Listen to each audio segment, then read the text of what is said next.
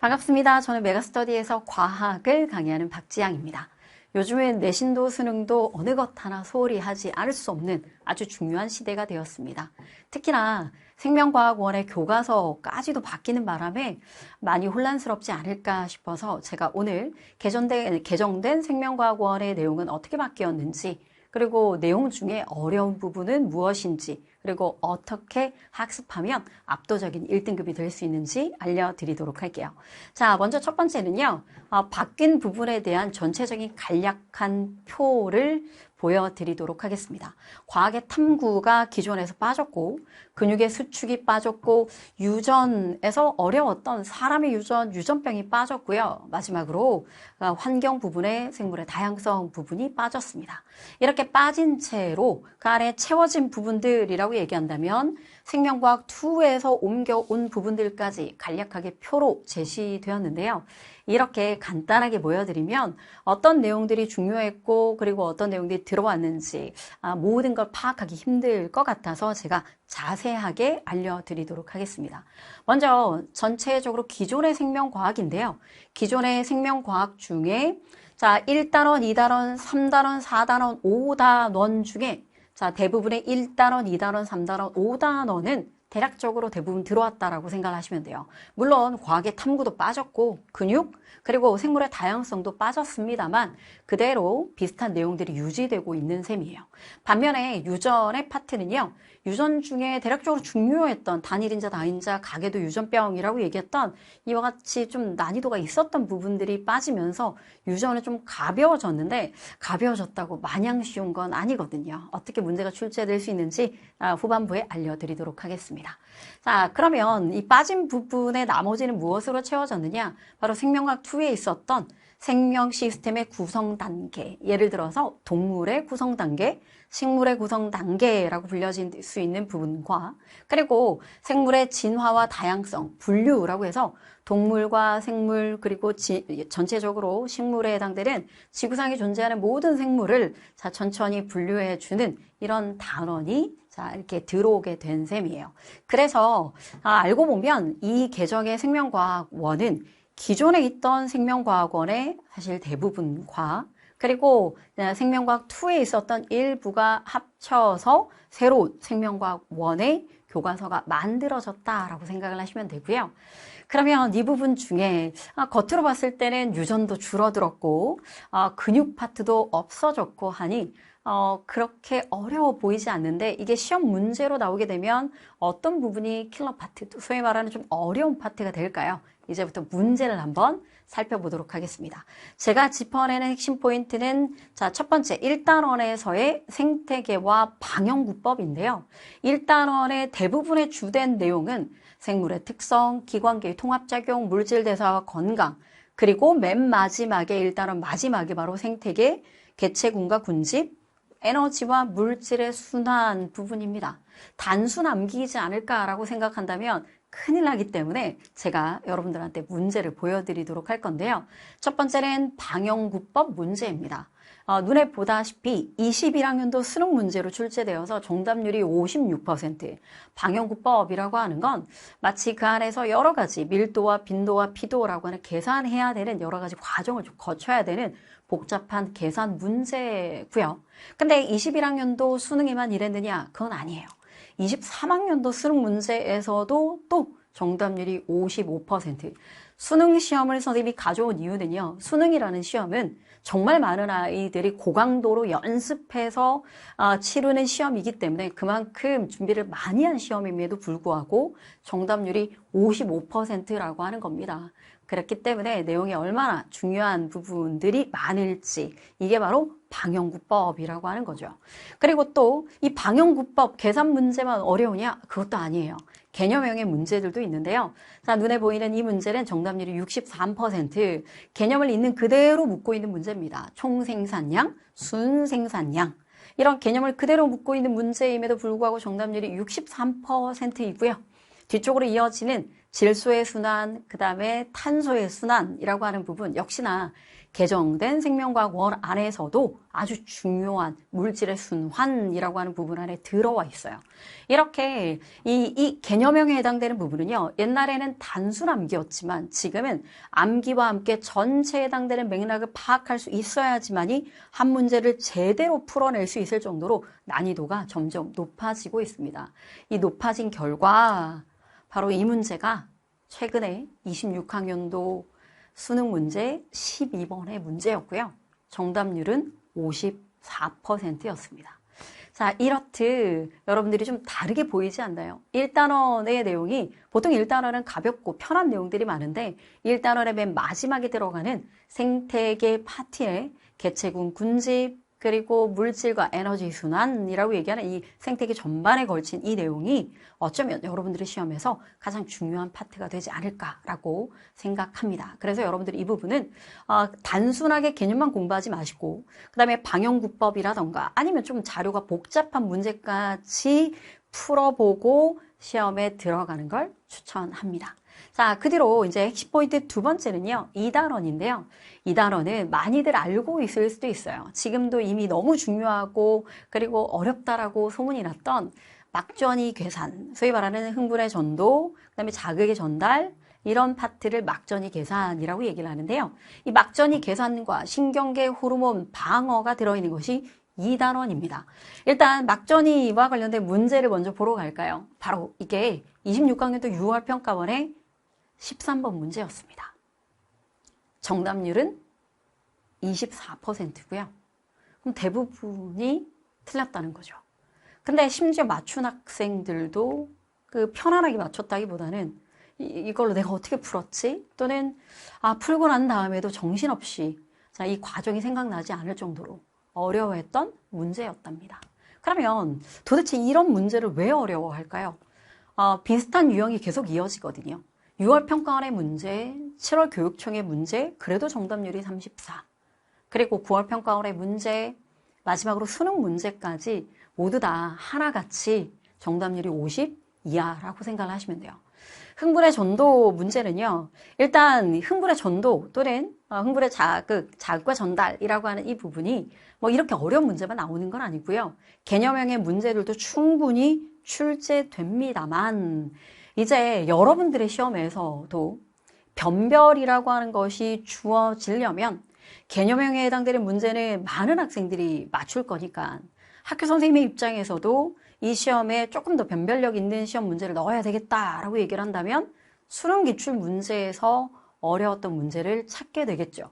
이 수능 기출 문제의 특징들은 조건이 다양합니다. 이 조건에 해당되는 걸 풀기 위해서 일단 첫 번째 갖춰야 되는 건 문제 푸는 양이 많아야 된다라고 얘기를 하는 거예요. 같은 패턴의 문제들만 있는 것도 아니고요. 그리고 한 번 문제를 풀었다고 다음번에 또 풀어낼 만큼 난이도가 낮은 문제들도 아니랍니다.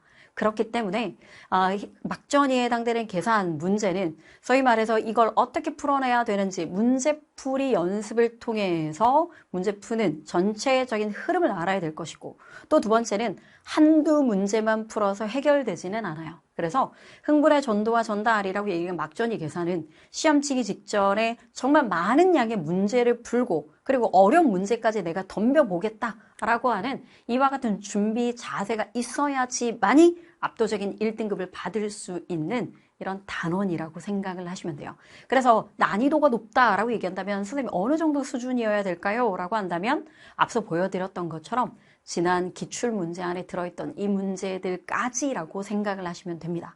이렇게 막전이 계산에 해당되는 문제, 이런 문제만 싹 지나가면 신경계나 호르몬이나 방어는 암기하는 부분이니까 좀 낫지 않을까요? 라고 생각할 수도 있는데요. 바로 이 문제가 호르몬 문제예요. 호르몬의 문제의 정답률은 65%랍니다. 간단하게 외우는 문제인 줄 알았는데 이 아래 인슐린, 글루카곤, 글리코젠이라고 하는 낯선 단어와 그들의 기능도 알아야 되고요.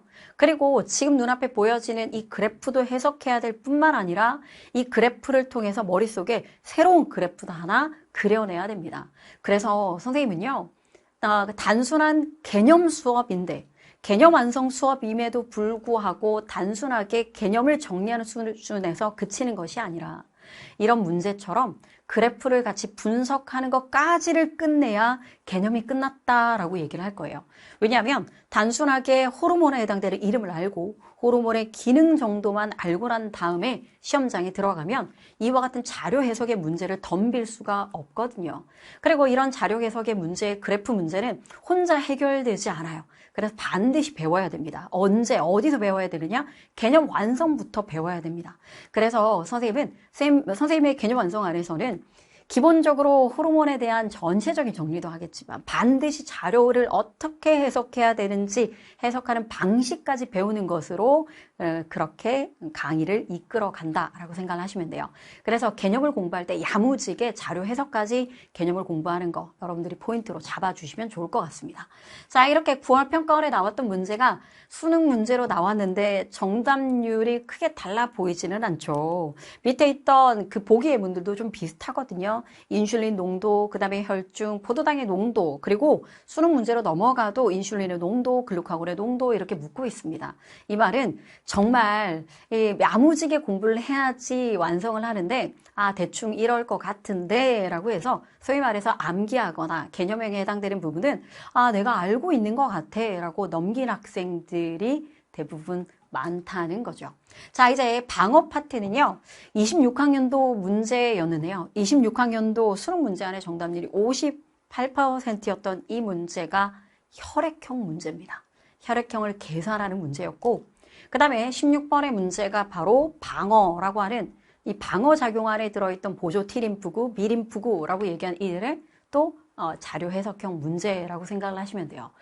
여러분, 지금 아마 이 영상을 맨 처음에 들어왔을 때는 이제 어디선가 많이 개정된 생명과학원이라고 한다면 어디선가 유전이 줄어들었대 라고 하는 얘기를 많이 들었을 거고 유전이 줄어들었기 때문에 공부의 양이나 공부의 부담이 좀 줄어들었지 않았을까라고 생각하고 들어왔는데 물론 줄어든 건 맞죠. 유전은 정말 힘든 부분들이 많았거든요. 근데 나머지 부분이 결코 쉬운 내용들만 남아있는 건 아니고 이렇게 수능 시험에서도 힘들어 할 만큼 문제 난이도가 어려워질 수 있는 부분들이 이 개정된 생명과학원 안에도 가득 들어있다라고 생각을 하시면 좋을 것 같아요. 자, 이제 방어 파트. 그래서 이 방어 파트에 해당되는 건 역시나 똑같습니다. 선생님이 이미 다 준비해 놨는데요. 개념을 공부하고 난 다음에 그리고 바로 혈액형 특집, 혈액형 문제의 어려운 계산하는 문제를 어떻게 풀어내면 되는지 혈액형 특집이라고 하는 문제를 풀어내는 강의도 들어있고 방영구 특집, 방영구에 해당되는 거 개념을 공부하는 것뿐만 아니라 방영구의 기출 문제만 모아서 이걸 어떻게 접근해야 되는지 난이도가 낮은 문제부터 어려운 문제까지 문제를 풀어주는 것. 이 모든 것까지가 다 들어있는 것이 바로 개념 완성이라고 얘기를 하는 거예요. 자, 이렇게 중요한 포인트, 선생님이 방영구, 혈액형, 이렇게 중요한 포인트는 문제에 해당되는 것까지 다 풀어주게 될 것이고 그리고 반드시 다 풀어내셔야 시험 대비가 완벽해집니다. 자, 마지막은요. 드디어 이제 유전 얘기를 해야죠. 자, 유전은 일단 진짜 유전 내용이 되게 많이 줄어든 건 맞습니다. 그리고 원래 한 2, 3년 전 정도였으면은 와 진짜 우리 이제 쉬운 것만 남았어 라고 해서 같이 막 이렇게 얼굴 활짝활짝 웃으면서 좋아하면 딱 됐을 것 같은데 요즘에 한 2, 3년 사이에 수능에서 나오는 이 부분의 내용이 좀 달라졌거든요. 어떻게 달라졌는지 보여드리도록 할게요. 자, 유전에 관련된 부분에서 25학년도 수능 문제 안에 여러분들 개정된 생명과학원 안에 들어있는 염색체와 유전자, 그리고 세포 분열, 세포 주기라고 하는 DNA표, OX표라고 하는 부분까지 들어있는 요런 내용들의 출제된 문제만 모았습니다. 눈앞에 보이는 것처럼 정답률이 81% 저런 문제들도 있죠. 근데 옆에는 34%, 51% 눈에 보이는 14번의 문제가 바로 DNA표, OX표입니다. DNA라고 하는 애들의 숫자가 들어있거나 아니면 DNA가 있는지 없는지 자 존재 여부와 관련되어 있는 OX가 들어있는 걸 OX표라고 얘기를 해요. 근데 정답률이 34%, 51%. 여러분 우리에게 남아있는 유전이 바로 14번이나 18번처럼 이런 정답률이 여전히 무시무시하게 떨어져 있는 이 부분의 내용이 우리의 유전에 남아있다, 유전에 들어있다라고 생각을 하시면 돼요. 그러면 어떤 학생이 선생님 왜 수능 얘기를 계속 꺼내십니까? 우리는 수능 시험을 준비하고자 하는 게 아니라 내신 시험을 준비하고자 하는 건데 우리의 시험에도 이게 중요하게 부각이 될까요? 여러분 제가 지금 손에 들고 있는 책이 제가 이번에 이미 촬영하고 있고 이제 조만간 개강을 앞두고 있는 여러분들의 내신을 준비하는 교재 중에 하나인 건데요. 이 교재의 253페이지를 보면 여러분들이 내신 대비라고 하는 내신을 대비하는 이와 같은 이 교재, 이 교재 말고도 여러 수없이 많은 이 교재 안에 들어있는 이 문제들 중에 하나가 바로 이와 같은 수능 기출 문제라고 얘기를 하는 거예요. 만약 여러분들 학교 선생님이 내가 내신 문제집 하나 선택을 해서 이 안에서 낼게 라고 얘기를 했는데 그 안에 들어있는 문제가 바로 수능 기출 문제라고 얘기를 하는 겁니다. 그렇기 때문에 지금 간단하게 생각을 해보면 유전이 축소된 건 맞습니다. 나머지 부분들은 정말 많이 어려웠거든요.